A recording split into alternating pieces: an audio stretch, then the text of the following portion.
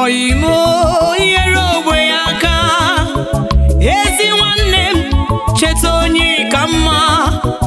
Akụwale ọ bụ n'ihe efu nwanne m, ihe ọ bụ n'imere ofe onye bụ Chukwu ka i mere. Ezi nwanne m nyere ogbenye aka, ezi ime cheta ndị ka mma. Akụwale ọ bụ n'ihe efu nwanne m, ihe ọ bụ n'imere ofe onye bụ Chukwu ka i mere ya. Oyimo nyere ogbenye aka, ezi nwanne m cheta onye ka mma. Akụwale ọ bụ n'ihe efu nwanne m, ihe ọ bụ n'imere ofe onye bụ Chukwu ka i mere. Oyimo nyere ogbenye aka, ezi nwanne m cheta onye ka mma. Akụwale ọ bụ n'ihe efu nwanne m, ihe ọ bụ n'imere ofe onye bụ Chukwu ka i mere. Asị m ọnụrụbe nwanne ya gbakwa n'ọsọ. Onye nwe anyị Jizọs Kraịst gwara anyị na-enyerịkọtara onwe anyị aka. Onye jide abụọ nye nwanne ya otu, n'ihi na ihe ọ bụla i mere ofu onye n'ime ụmụnne m ndị a na onye nwa ka i mere ya. Asị m onye aka dị mma ya kwa nna ya na ọ bụrụ diọkpara bụ. A ga-ezube bụ aha mmadụ, ụwa ọ bụ nke onye? Iji ego nwe ka ọ dị, ọkwa ọ na-abụ ogbenye sowe ọgaranya ọ dị ka onye ayịyọ. Ọ sị ka ọ nọziere onwe ya ọ dị ka ọ na-ewu anya ọkụ, kedụzi nke ọ ga-eso?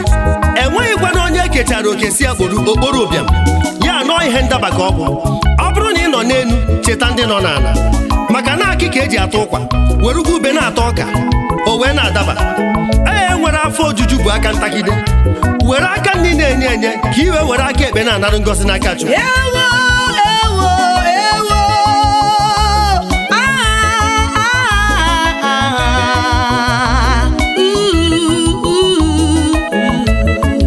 Ihe ọ bụ n'imere ofe onye bụ Chukwu ka i mere.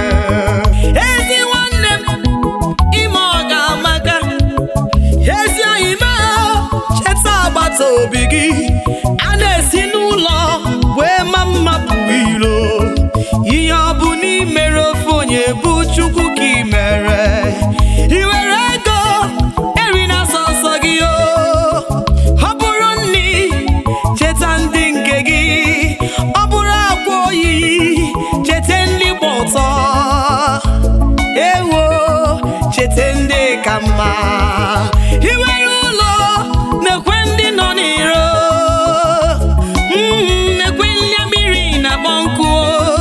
Ihe ọ bụ n'imere, ihe ọ bụ n'imere, ihe ọ bụ n'imere ofe onye bụ Chukwu ka i mere ya.